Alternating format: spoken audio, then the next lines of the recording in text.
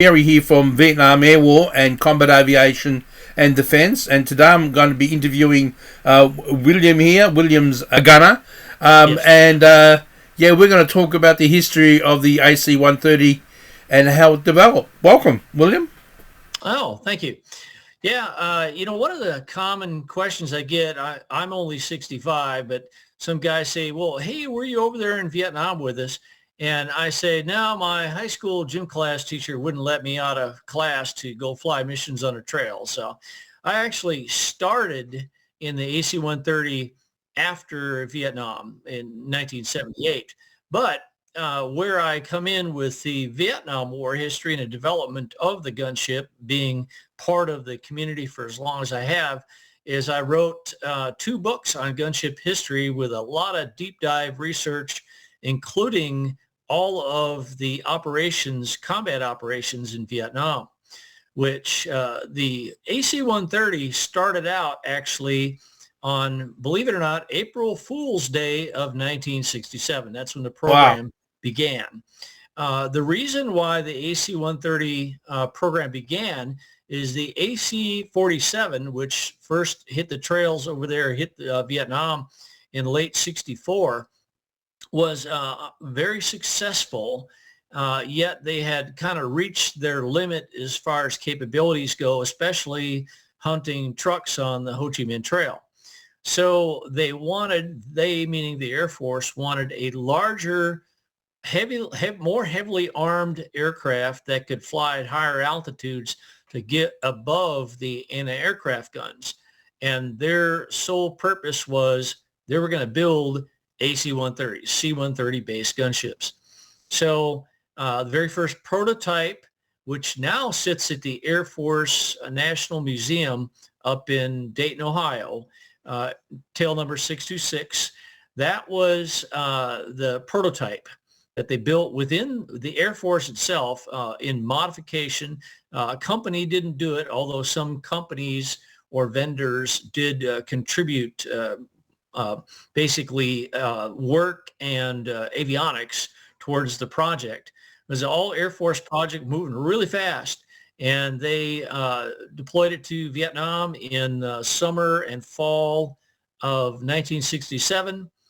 Everything worked great. So the airplane comes back to the States, gets retrofitted or updated, essentially modified slightly, gets sent back in February of 68. And actually, I'm friends with one of the developers, flight engineer, and with one of the first pilots, the only one that still survives today, that first deployment of the gunships.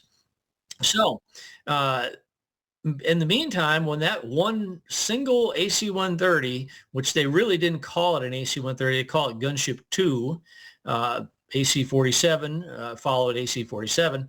Gunship 2 was there while they built the first four aircraft. And they actually got seven aircraft that they talked the Air Force out of. They were old, about ready to retire JC-130s, and they got all seven of them modify into AC-130s. Mm-hmm. Well, the first four hit the trail, Ubon, Thailand, with the 8th Tactical Fighter Wing in November and December of 1968, just in time to start the Commando Hunt operation, which was interdiction of truck traffic on the Ho Chi Minh Trail. Primarily Group 559 of the North Vietnamese or People's Army of Vietnam. Yep. They immediately went to work and started tearing into the trucks, and the program was successful. So they built actually those first seven. The next year they went in and let money for 10 more. By 1970, they convinced the Air Force brass that they needed more, so they let money for 11 more E-model gunships. Okay. And that's really the E model turned to H, and that's the model that I flew on most of my flight time. So that's the condensed version of it. But the AC-130 program in Vietnam ran from 67, like I say, 68, they really started to bring production aircraft over there until 1975. The last action was the Mayaguez, the recovery of the SS Mayaguez that was hijacked by the Cambodians. So all this time, the AC-130 program was credited with killing 10,000 trucks during the time span that they were there, much to the chagrin of Group 559. Wow, and so it was the only the one squadron. Did they keep all the planes in the one squadron? One squadron of gunships, and it was the 16th Special Operations Squadron, and that was what the call sign was Spectre. So 16th SOS Spectre.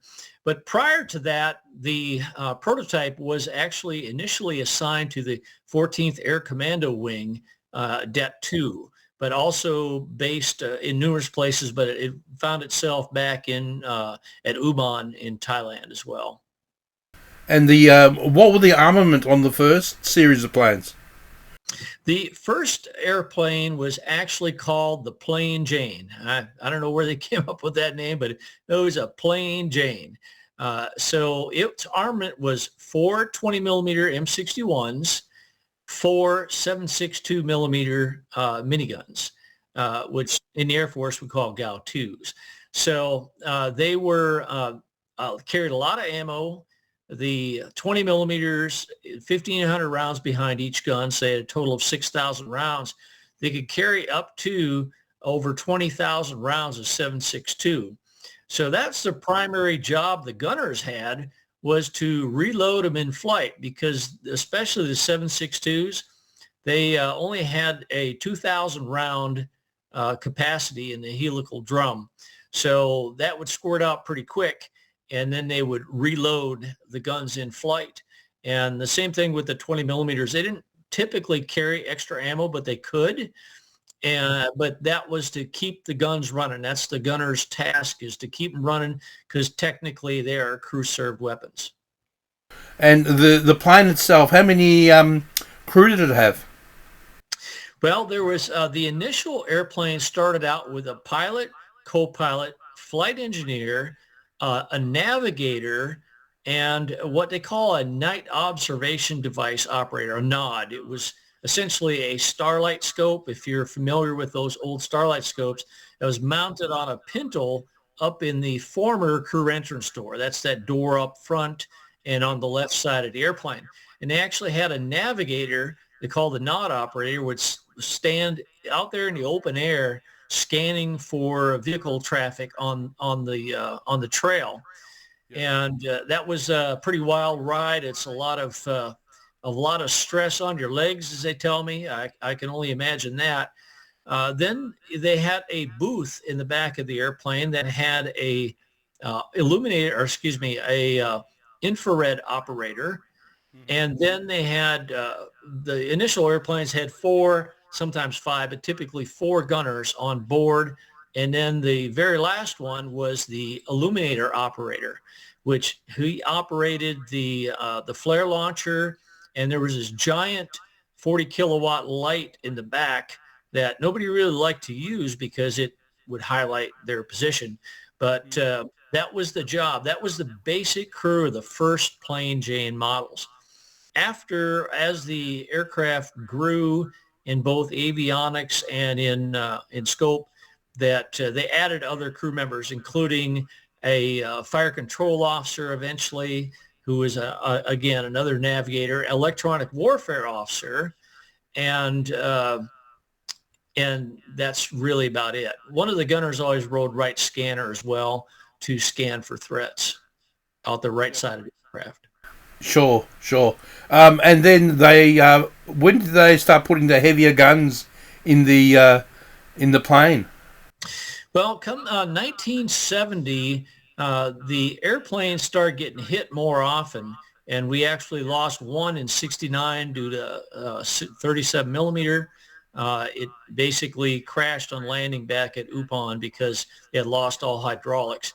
Then another one was shot with 37 millimeter in April of 1970, and and it crashed into the side of a mountain. One survivor on that one that bailed out. Uh, that was kind of the extent of their initial altitudes with the 20 millimeter guns. They didn't use the 7.62 millimeter guns on the trail because you had to get down to 3,500 feet to use them. And that was not a good altitude to be at. 5,500 is where they shot the 20 millimeter guns, and it turns out 5,500 feet wasn't a good altitude either, because the North Vietnamese anti-aircraft crews had pretty much zeroed them out. So they then climbed up to 7,500 feet was the base altitude, and at the same time, they still were threatened. They still were vulnerable, but not quite as bad as down at 5,500. So that's when they added the 40 millimeter guns. That was in the winter of 1969. The first one actually hit, and it's called Project Surprise Package, or the Surprise Package aircraft. It was the 8th AC-130 built, and it was a test model for testing high-tech and cutting-edge equipment. That was really the prototype bird for what they call the crewmen called it Super Chicken, based after a popular cartoon at the time. So it had two 40 millimeter guns in place of the aft 20s and aft 7.62s. So its configuration then was two 20 millimeter guns up front, two 7.62s, but they really didn't use the 7.62s. As a matter of fact, I take that back. On Surprise Package, they didn't even put them on there. Then two 40 millimeters in the back. So that's what they had. And the 40 millimeter gun, for those familiar with the World War II era Bofors design, Yep. That's what they were. They were that Bofors design built by Chrysler and Pontiac here in the United States, Americanized, if you will, of the Swedish gun. They had them available, and people ask me, they say, well, why did they use those guns? And my answer is always the same: because they were there.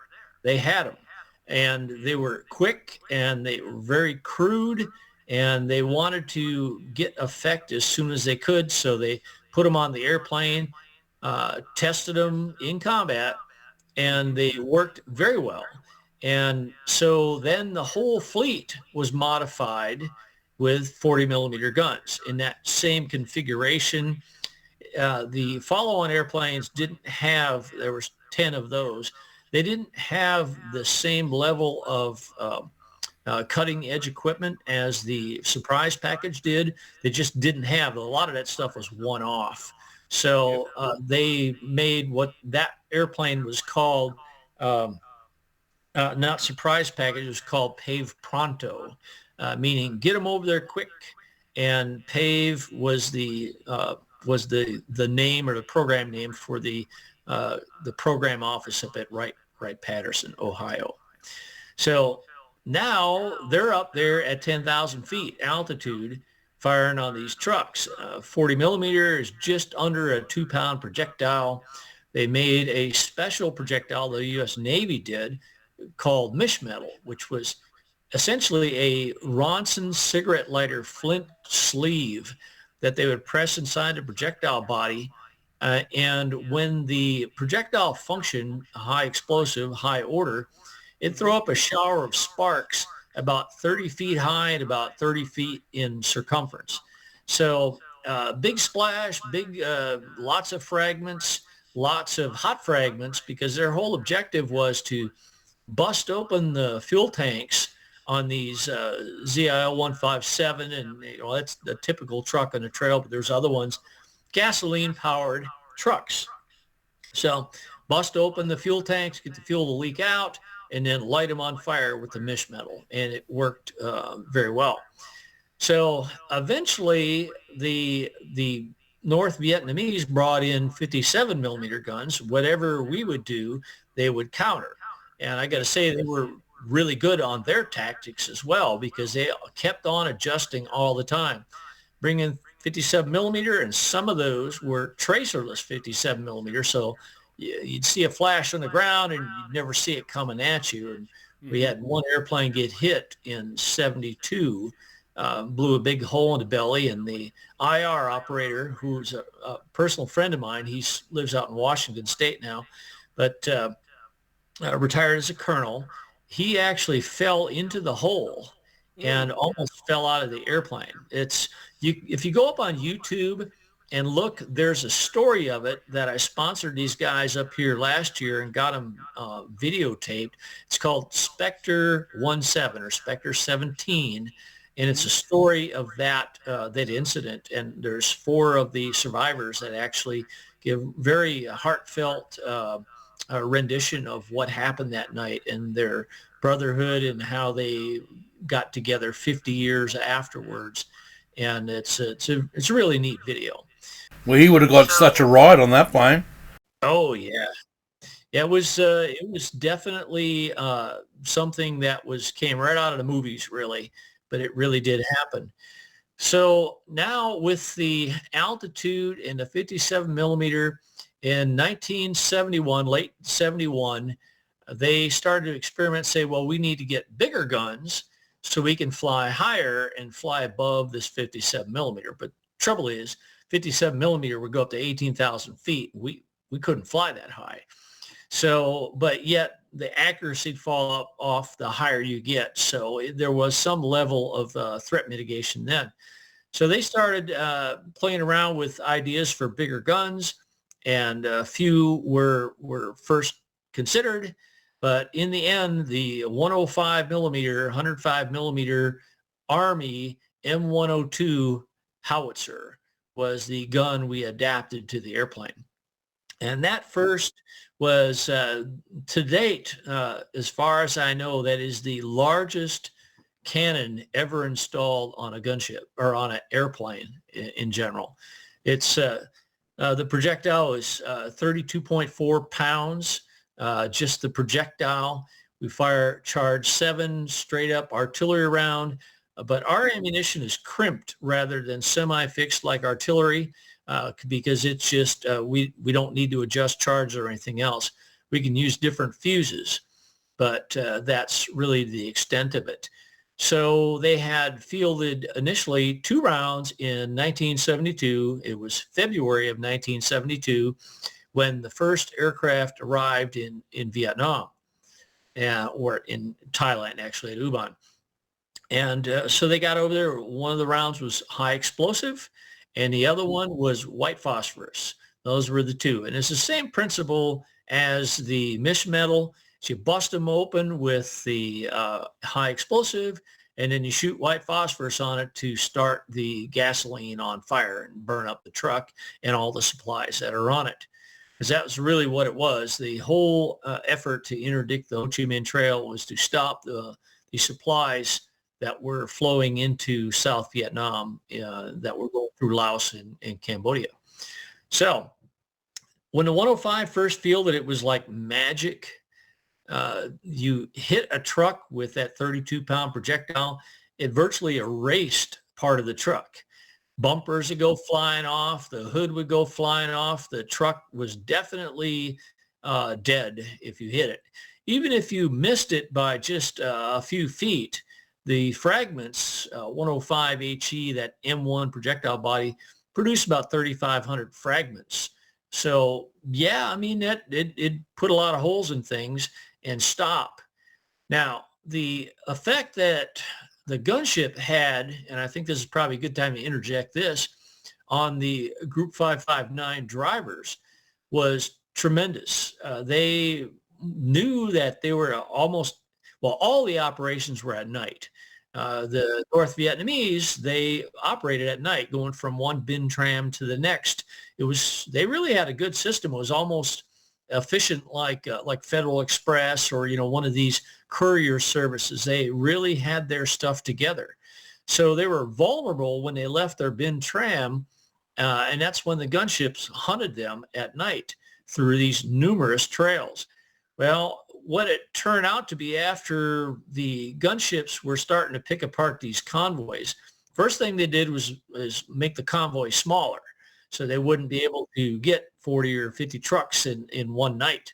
Instead, they would have to break them up into smaller convoys, maybe 6 or 10 vehicles. And then what was happening is if the gunship found one of those, the gunship crew, the drivers would typically stop, jump off their trucks, and head off into the jungle a safe distance while the gunship picked apart their convoy. And most of the time, it'd stay overhead for hours just firing on them until they were satisfied. Either they ran out of ammo or they ran out of fuel. That's the only way they would get them out of there. So obviously, the Group 559 drivers didn't like that. So what did they do? They went to their boss, which is Colonel Young, or actually General, excuse me, and they started to say, well, this airplane is magic, and you wouldn't believe that this could happen. And he actually, and I've got this I got the whole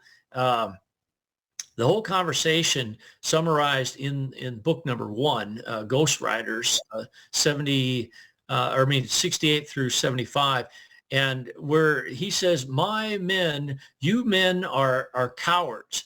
You're running away from an old lady, which is what they call the gunship, which is kind of weird, an old lady, and said, you're cowards. And they said, you don't understand, sir. This airplane doesn't need flare. It doesn't need, if you turn off your truck, it'll go away. You turn start the engine, it'll come back, and it'll destroy everything that it sees. And the general says, that's not right. You guys are imagining this. You're just a bunch of cowards. So he mounted up on the convoy the following night and led the convoy. Of course, I even tracked it down to the crew that shot his convoy. They found him. It was Hop Riopel's crew of the month that month, and they found the general's convoy. And the classic attack was shoot the lead vehicle first, shoot the trail vehicle, and then just pick them apart in between. And that's what happened. But according to the Vietnamese records, none of the drivers got out of the truck, out of their trucks, because they were afraid of what the general do. The general stayed in the truck too, his truck, and he was injured. And so the next day at their stand-up, if you will, back at his headquarters, he says, I made a mistake. My men were telling me the truth. I will never doubt them again. We've got to do something about these gunships. And that's when they really ratcheted up their desire to shoot down a gunship, including in 1972, late 71, early 72, including disassembling an entire SA-2 system and transporting it 23 miles from the river into Laos. And that was in the middle of nowhere, triple canopy jungle. And so they set up this SAM site in Laos, which nobody believed that could be possible, including Intel, because the first time, and one of the guys that was a gunner, right, scanner, that was on the first engagement, he lives right down the street from me here now, and he's telling me about it, and I actually quoted him in the book too. He says, we're going through, everything was normal, and where they had set up, where the North Vietnamese had set up this ambush spot, was what they call the trail entrance, what we, the U.S., called an easy route, ingress route, because the terrain was so high in areas that you had to climb over terrain, or you had to go in between hills so you wouldn't have to climb over. If you had to climb over, you're burning more fuel, you need supplemental oxygen, all these sort of things. So they went in these trail entrances. So this is where they put in this area called My Hook, and Mayhuc. And so it was not too far off Route 9 in Laos, but it was in the jungle. So they set up this system. It was really amazing because during the daytime, they would put potted plants on the trails that they had cut so that reconnaissance aircraft couldn't see that there was anything down there. They cover up everything with fresh cut vegetation every day just to make sure that that they weren't detected, and they weren't detected.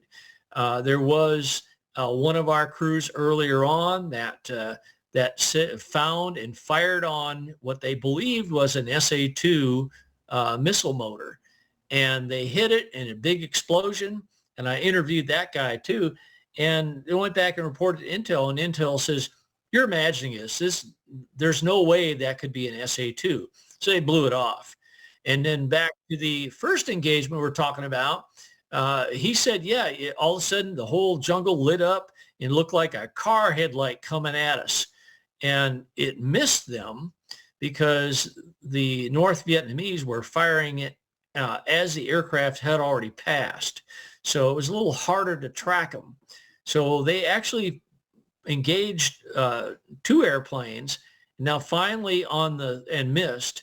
And then finally on the third one, they actually, the commander of that missile outfit says, look, you're going to have to get brave here. You're going to have to fire on this airplane what's coming at you. So they did. They laid their radars. They had their P-12 and knew what the range was. And as soon as the aircraft came into range, they turned on radar 1, and then they slaved radar 2 to radar 1 and launched within just seconds rather than the usual 2.5 minute engagement. Now the airplane, Spectre 1-3, this was late March 1972. They had nowhere to go because now they launched 2 missiles at them. Some reports say 3, but North Vietnam says they only had 2. So it could have been something else. So these missiles left the rails. Now they couldn't break right, couldn't break left. They were between these two high terrain saddle, or in this terrain saddle between high terrain. And the missiles, one of them hit the right side of the fuselage and literally destroyed the entire airplane. It was a big victory for North Vietnam, but it was definitely not something we, the U.S., had any liking for. And we just last year we had the 50th anniversary of that event, and had several of the family members come down here, and I hosted that at the Air Force Armament Museum, and it was very, very moving experience. And it was what we get from the brothers, actually, of those 2 airmen that were shot down, that they really appreciated that we remembered. Of course, we're going to remember. We do a memorial every year for all the people that we lost, and they found comfort in knowing that. These guys, I mean, I can say the level of bravery exhibited on both sides, actually. I got to give the North credit too. I mean, they had a lot of real hardcore soldiers out there, and trail workers. They even had women out there working on the trails under really, really horrible conditions. But, it was a force on force, and our crews were definitely brave in the fact that they faced AAA anti-aircraft artillery and missiles on a regular basis, but they just kept on going back for more. So how did you, once you realised they were firing SAMs at you, did they get some zappers involved? Yeah, they did right before. As a matter of fact, they started to believe the crews after that second engagement. And so they weren't really sure yet. So they put a F-105 Wild Weasel up to fly in the vicinity, but they didn't know exactly where the launch site was. So they put this Wild Weasel up there, hoping that they would power up their radars and then he could find them before they launched. But they already had that fixed. The Wild Weasel was 23 nautical miles away when the airplane was shot down. There was 2 F-4s overhead that were the gunship's escort that watched the whole engagement, watched everything happen. And they came back and debriefed. Their call signs, I believe, were Killer 1 and Killer 02. So it was a very rough time. So the next night, there is the gunships are still flying. They didn't shut down, not even for a day, really. And so the next night, an E model, the very first one with the 105 gun on board, it already had demonstrated success. That crew takes off to a area up north of there, up by um, it's north of Steel Tiger.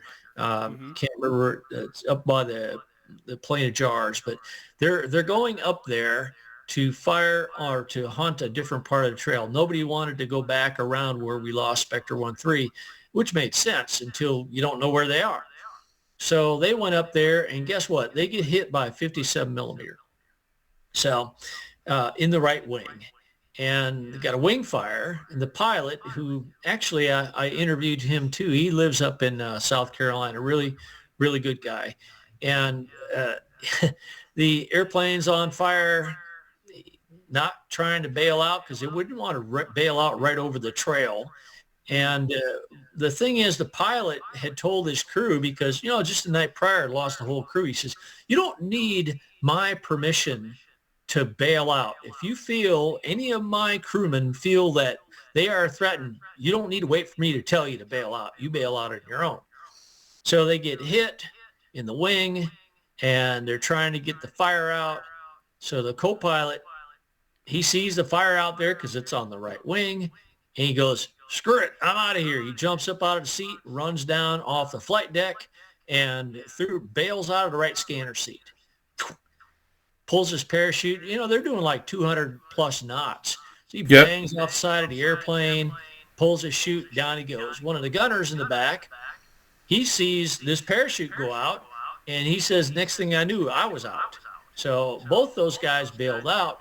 The rest of the crew stuck with the airplane, and they wanted to fly outside of the threat area Mm-hmm. basically into Steel Tiger West, which is a lot more permissive than Steel Tiger East. It's so far away from the trail, there's really not much going on out there.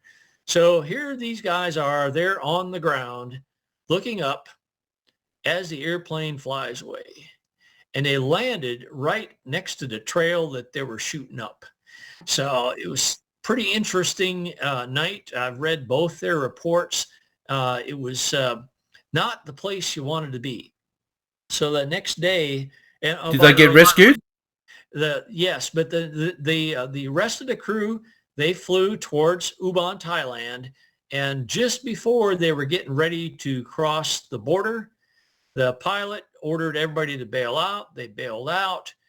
And the pilot in the IO, who I used to fly with him, he lives up in Pennsylvania now, but they were the last two to bail out, and they put the autopilot in the left-hand bank, so the airplane just ran into the dirt. And they were spread out for about 23 miles across Laos. So the next day, they had all the air ARS rescue assets. And one of the co-pilots actually, is a guy who used to be my old boss. See, we're all a real inbred community here in special operations, I tell you what. So he then, his name is Steve Connolly. He's a colonel. He retired as a colonel. Anyway, they pick up all these crewmen scattered out over Laos. Well, there was nobody available to go pick up the two that bailed out on the trail. So it was the CIA, or actually, the Air America guys in the old recip helicopters, H-34s, that went in daylight to pick these guys up.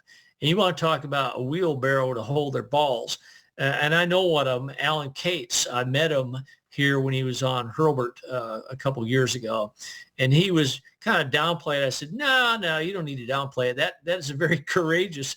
And he says, I said, did you take any fire? He goes, amazingly, we didn't, which was interesting in itself, because I guess the H-34 looked weird enough that nobody really anticipated seeing one there. And the people, the trail workers and everything, they might not have known what it was, and there was no markings on it. So that plays in with the gunner that was being rescued too.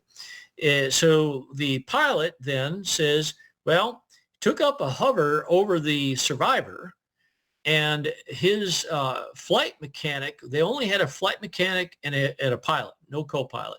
That's it, two-person crew. So his flight mechanic was a Japanese American guy, Asian features and everything.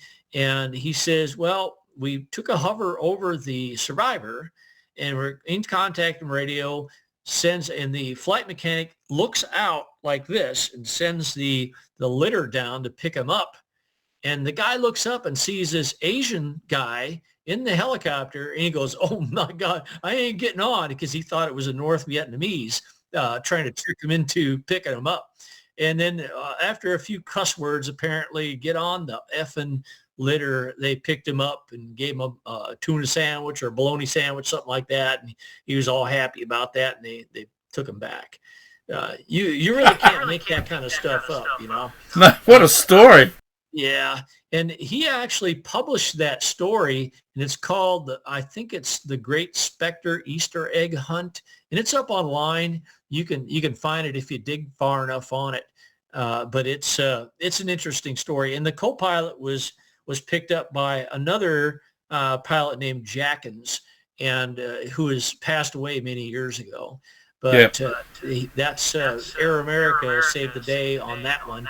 Returned them to their base, which then the ARRS HH-53s picked up those two and took them back to Ubon.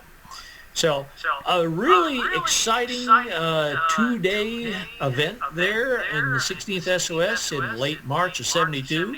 That we hope never happens again. And everything went fine until the Easter offensive. That was the beginning of the Easter offensive, and things started really cranking up. And here in June 18th, as a matter of fact, of 72, we lost another one, Spectre 1-1. And my good friend Bill Patterson, who passed away actually on June 17th of last year, we were wanting to celebrate his 50th anniversary of his shoot-down. But that was really a wild story. He's lucky to be alive. They took an SA-7 in their right wing, and they were over pretty close to the border of Vietnam and Laos in that area. And up to this point, the crews were taking a lot of Strelas, SA-7s, but they knew their defenses, and they deploy flares and decoy the missiles, and they had not got hit yet at that point. So he had, Bill saw this missile coming. He says it didn't look like an SA-7, which I still think it was a K-13, and he does too, but North Vietnamese records say it was an SA-7, but it didn't act like one. In any case, it didn't decoy on the flares. It just kept on coming. The pilot was not aggressive enough on his brake maneuver, and it was a new pilot, not accustomed to that crew. And the missile hit him in the right, in what would be the number 3 engine, and literally knocked the engine off the airplane. Bill says, I go and I'm looking out the side of the airplane, because the IOs, which Bill was an IO, he is looking out the side, and the door, the aft cargo door, is actually strapped up, and the ramp is up, so it's a wide open hole back there. He says, I looked out the right side of the fuselage, and something big and on fire came right past me. It was the engine. You kind of need those. And he says, oh crap, I better put my parachute on. So he clips his parachute on, which gunners and IOs and the flight engineer, they didn't wear backpacks because it would interfere with their operations. So they had chest packs that were basically the Army Reserve style parachute, and they would have them next to their position. So if they had to bail out, they clip it onto their harness, and then they bail. So Bill's up there, he clips one side on, and that's when the wing came off. And he said it was just a loud bang. The airplane went out of control, and he says he was trying to jump, but he couldn't jump because they were already in 0 Gs. They were falling in the air. Trying to jump. He finally gets out, and he said, I felt this scraping on my back, which I didn't know what that was. He said he figured out later on it was the airplane was inverted. He was sliding down the beaver tail like a slide. He Yep. cleared the fuselage and he goes to pull his D-ring and it's not there. So he's searching all over the place for his D-ring and he says, "Oh crap, I forgot my chute. I'm going to die." And he was an experienced skydiver, so he didn't panic, but he didn't know what else to do. He says, "I felt something hitting on top of my helmet and wonder what the hell is this?" He reaches up there. It's his parachute. It had popped the risers and it was just dangling up there and bouncing on his head. So he reaches up there to deploy the D-ring or grab the D-ring and it ain't there. Yep. He had put his parachute on backwards. So now he finally figured out it's on the other side. So he had it on backwards with only one riser attached. And fortunately, those chest packs have a steel bar between the two risers. So one of them is really all you need. It's going to be rough. You pull the D-ring, the parachute deployed a couple hundred feet before he burned into the jungle. And he just hit right in the trees. And What a story. And so it gets better too, believe it or not, that there was two others of a 14-man crew, 3 survivors.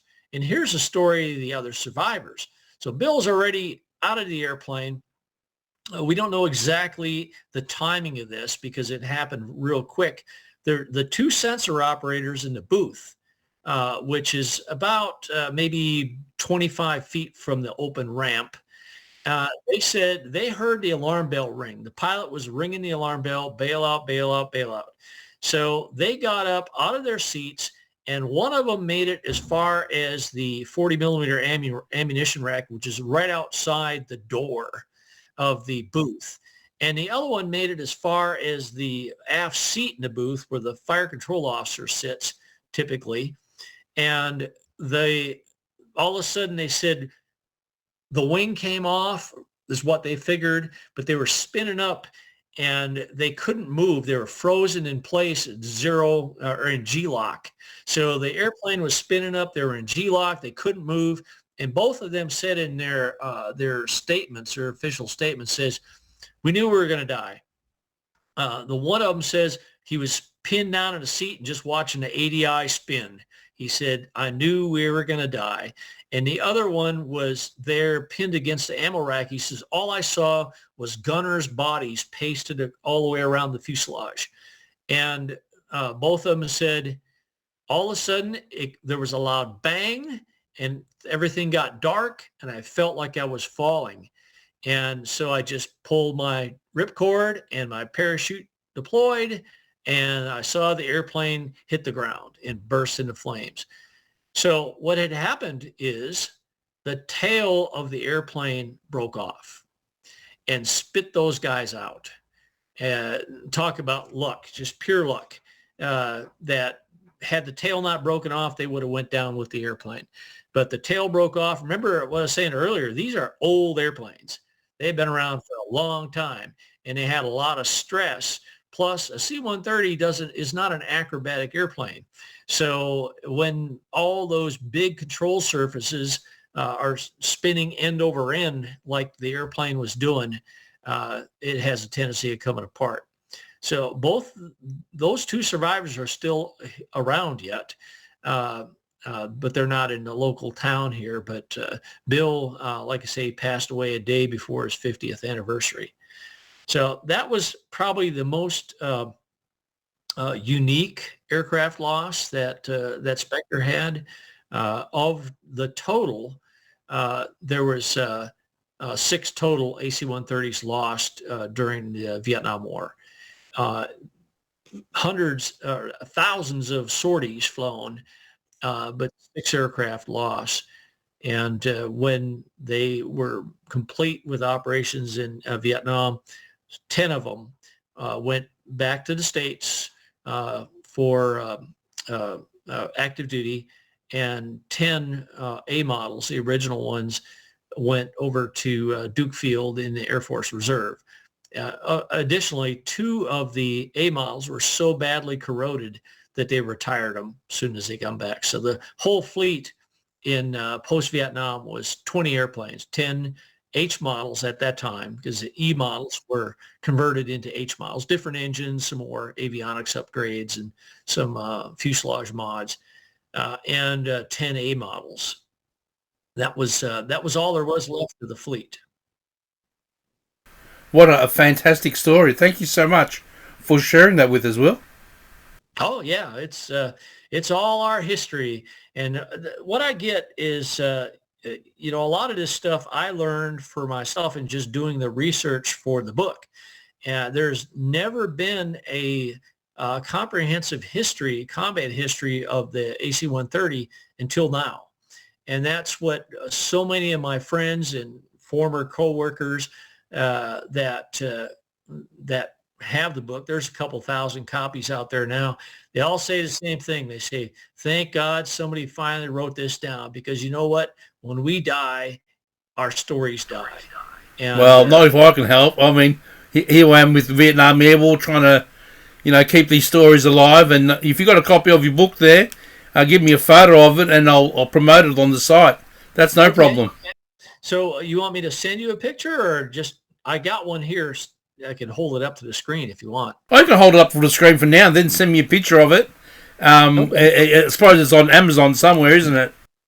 Yes. Yeah. This is the first one. Ghost Riders. On there. Yep. Of course. And both of them are Ghost Riders. That's the series name for the 2 books. Yeah, and they are on Amazon. Well, how do you get a signed copy then? I got copies here that people can, I can mail. It's not a really big deal. They're a little bit more than what they are on Amazon, because I got to charge for the shipping. Oh, for freight, absolutely. Yeah. You guys in America aren't shy charging for freight. Yeah. Yeah. But probably the best way, really, if a guy doesn't want to sign copies, just go to Amazon and of course. Yeah. Well, thank you so much. We'll have a bit of a chat afterward, but on behalf of Vietnam Air War and Combat Aviation and Defence, thank you for your time, and thank you for your service. Thank you so much, sir.